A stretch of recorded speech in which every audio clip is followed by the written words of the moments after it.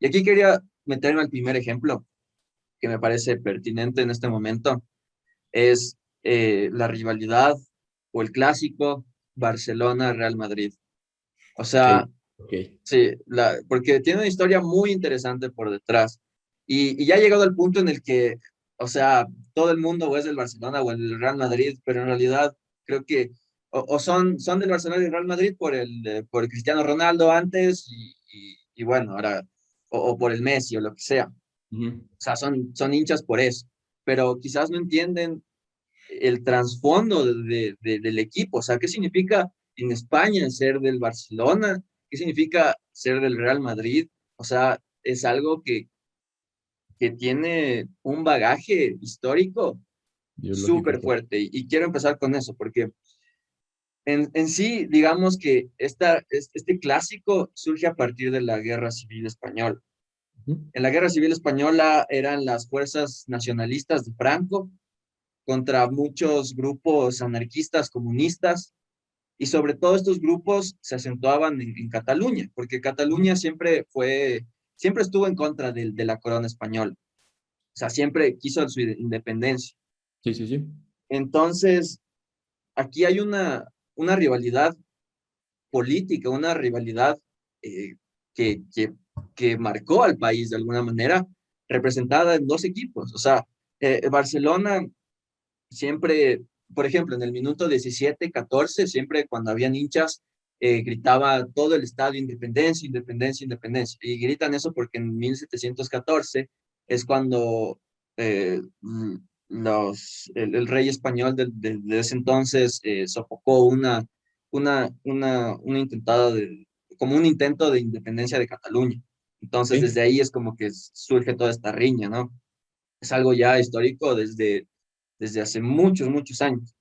Entonces, eh, es como que la hinchada se siente como un ejército sin armas, porque representan esta ideología de independencia, porque el estadio era un lugar en el que podían eh, gritar o podían decir sus valores o lo que pensaban sobre la independencia de Cataluña. Y Barcelona siempre representó eso, o sea, siempre el equipo de Barcelona representó la independencia de Cataluña.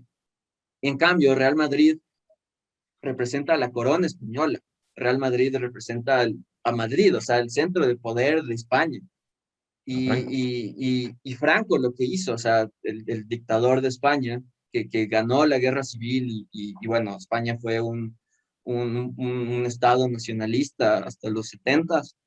Franco se puso en la posición del Real Madrid como también para representar esta riña, ¿no? Entonces, desde ahí vemos que hay una rivalidad fuerte e ideológica entre los dos países, equipos. Entonces, también otro dato interesante es que me parece en el 2011-2012 hubo un referéndum por la independencia en Cataluña y las personas que iban a votar fueron fuertemente atacadas por la policía, hubo mucha represión policial. Y lo que hicieron en Barcelona es que el partido que se hacía después de esto, nadie fue al estadio, o sea, fue un estadio vacío. Me parece que hasta Piqué dio unas declaraciones a favor de la gente que estaba luchando por este referéndum Y le tacharon de que el man estaba defendiendo la independencia y claro, bueno, ajá, y ajá. España, o sea, cuando salía Piqué a jugar en la selección española, le abuchaban, le Sí, le bardeaban bardeaban por durísimo. esto, pero hay que entender que cuando quedaron campeones España en el 2010, 7 de los 11 del equipo titular eran del Barcelona de España, o sea, Y muchos jugadores del Barcelona de España Barcelona, fueron el importantes Barcelona de para la Guardiola selección, también. claro, ajá. Una Entonces, data interesante. ajá, ajá, es súper, súper interesante. Y también mismo en Barcelona está el Español, que es otro equipo de Barcelona, que también hay un clásico entre el Barcelona y el Español, pero los del Español son como que la cara más española de Cataluña. Por eso Exacto. también una riña entre ellos, porque los de Español no gritan a favor de la independencia, es más, están hasta en contra de eso, se sienten más españoles.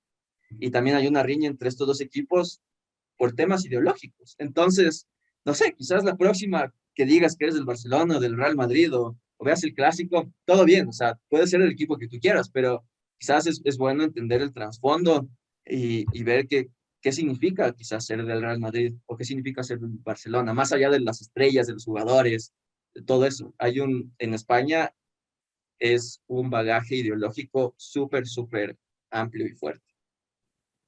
Sí, me gusta mucho esto que topas al final, porque yo creo que como tú lo mencionas, o sea, entender que existen cuestiones, que existen estructuras históricas detrás de de un partido de fútbol, de un club, y entender esas cuestiones hace hace que yo, en mi percepción, tú le tomes al fútbol como algo, por ejemplo, en mi caso, a mí me encanta el fútbol y consumo bastante de fútbol, pero el entender esas cuestiones que tú estás topando, por ejemplo, hace que me aleje de apasionamientos, perdón la palabra, pero hace que me aleje de apasionamientos pendejos, ¿no?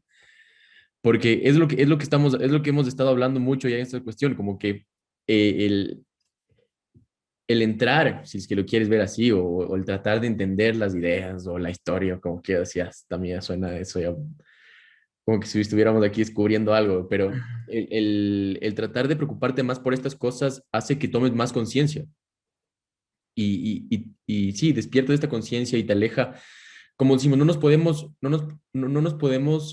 independizar de la ideología, pero podemos tomar conciencia de que estamos atravesados por una ideología y así tener hasta cierto punto un mejor, una mejor, llevar de mejor manera las cuestiones internas con nosotros mismos. Entonces, ¿por qué digo esto? Porque entender esas cuestiones que tú mencionas, sí, te permite ver, ok, el Barcelona y el Real Madrid significan esto, pero ajá, alejarte simplemente de esos apasionamientos. Solo quería mencionar eso porque creo que el fútbol sí se puede vivir sin apasionamiento. O sea, la verdad, no es necesario el fútbol hasta cierto... Existe, pero no es necesario esa carga ideológica tan fuerte como para disfrutar el fútbol. Yo creo que sí se Mm, puede separar esas dos cosas. Sí se pueden separar esas dos cosas. Y claro, entender la historia es el método para llegar a eso, o el puente para llegar a eso. claro. Entonces, Sí, o sea, los hinchas del Real Madrid y del Barcelona se odian a muerte por estos temas también, o sea, más que nada por la independencia de Cataluña. Entonces, no sé, creo que también es importante ver esa cara de la moneda y pero entender.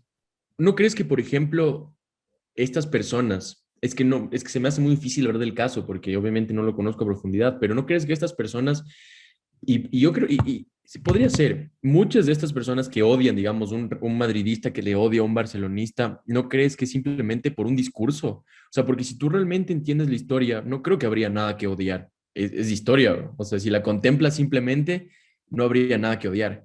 Creo que los discursos son lo que construyen estas cosas y es la identidad, lastimosamente es la identidad y ese sesgo ideológico. Por eso yo creo que los más extremistas, que creo que esto pasa en todo lado, no solo en el fútbol, pero creo que las personas más extremas no se centran en entender la historia. Simplemente toma una parte de cuál forma su ideología y ya, eso lo están constantemente, no sé, expandiendo hacia otros lugares. No sé si me va a entender esto. Sí, sí, sí.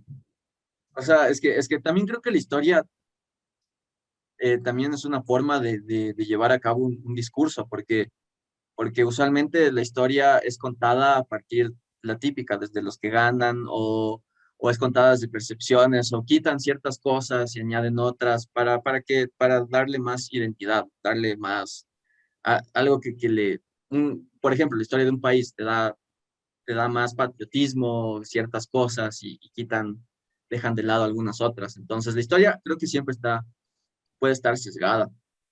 Lo que, bueno, ya esto es otro tema, pero por ejemplo, la arqueología es como que un ejercicio de encontrar la historia como quizás las cosas más mundanas, como una representación mucho más clara de la historia, sin discursos. Pero eso es otra cuestión. Pero claro, siempre ¿No? hay un discurso. Siempre en la historia va a haber un discurso y una identidad. Y eso es lo que vemos en esta riña Barcelona-Real Madrid, por ejemplo. Eh, y nada, o sea, es que también es un problema que está presente hasta ahora. O sea, en Cataluña el tema de la independencia es algo muy, muy efervescente, algo que levanta muchas pasiones. O sea, es parte de su identidad catalán. O sea, hasta hablan otro idioma que el castellano, o sea, hablan catalán. Entonces, creo que sí es algo que les llega mucho. Y una forma de sacar estas pasiones es el fútbol. como este Sí, purificador del alma. sí, sí, sí, no, yo estoy de acuerdo, pero aún así yo creo que yo personalmente estoy muy convencido de que deberíamos alejarnos de todos estos apasionamientos. O sea, yo soy muy consciente de que el fútbol sí puede servir como purificador sin necesidad de los apasionamientos. Porque, por ejemplo, para tomar un ejemplo de algo que hemos hablado muchísimo en este podcast, así que tal vez quien nos siga constantemente puede estar en mejor sintonía. Y es que estos apasionamientos, por ejemplo, que te digo, de madridismo, barcelonismo, lo que hacen es que te quitan demasiada empatía porque no existe dialéctica. O sea, tú estás siempre en un mismo espacio, estás rodeado, eres un madridista, por ejemplo, o poniendo un ejemplo más cercano también, si lo quieres ver así, Emelec Barcelona en el Ecuador, un clásico de clásicos también considerado. Eh, no existe dialéctica. Siempre estás consumiendo el mismo círculo de los emelexistas, por ejemplo, de los barcelonistas, y se vuelve retórica, se vuelve un discurso siempre, y empiezan a existir rivalidades que yo creo que hasta cierto punto absurdas a mi manera de Ah, ver. Yo creo que las rivalidades en el campo de juego debería, sí, obvio, estás compitiendo, es una competencia al fin el fútbol, y está muy bien que sea una rivalidad así. Y aquí seguramente una persona que sea muy aficionada al fútbol y de la historia del fútbol me esté detestando por tratar de eliminar esos apasionamientos, pero creo que simplemente es necesario. O sea, si es que queremos llegar como que como que a trascender en el conocimiento del fútbol, deberíamos dejar los apasionamientos y ver al fútbol como este purificador del alma y ya, o sea, y está. sí, pero creo que también, ponte, la autoridad también suele usar el fútbol a su beneficio. Entonces creo Aquí, que eso también debería, debería como que de alguna forma parar, porque usualmente a, a la autoridad le gusta el fútbol que tenga un mensaje político cuando le favorece. Pero si es un mensaje el cual están en contra, si la hinchada dice cosas que están en contra, que también vamos a ver ejemplos después, en las dictaduras latinoamericanas pasaron muchas veces estos episodios. Usualmente las autoridades o el gobierno o el Estado quiere decir que el fútbol no debe ir con mensajes políticos, nada, pero creo que siempre hay de los dos lados. O sea, hay las personas que jalan, las hinchadas que jalan por un mensaje en contra de un gobierno y también los gobiernos como usan el fútbol como una especie de soft power de un poder blando para un poco tapar sus temas mucho más problemáticos.